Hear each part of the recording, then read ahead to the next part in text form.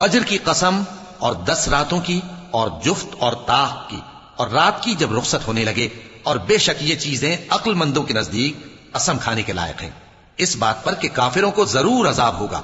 کیا تم نے نہیں دیکھا کہ تمہارے پروردگار نے قوم عاد کے ساتھ کیا کیا، جو ارم کہلاتے تھے، دراز قد مانند ستونوں کے، کہ تمام ملک میں ایسے پیدا نہیں ہوئے تھے؟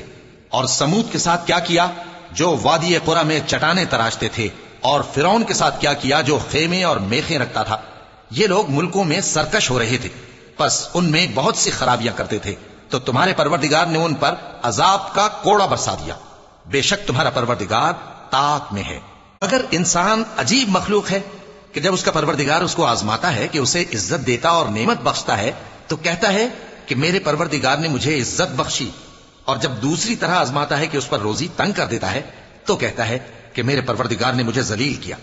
یوں نہیں، بلکہ تم لوگ یتیم کی خاطر نہیں کرتے، اور نہ مسکین کو کھانا کھلانے کی ترغیب دیتے ہو، اور میراث کے مال کو سمیٹ کر کھا جاتے ہو، اور مال کو بہت ہی عزیز رکھتے ہو۔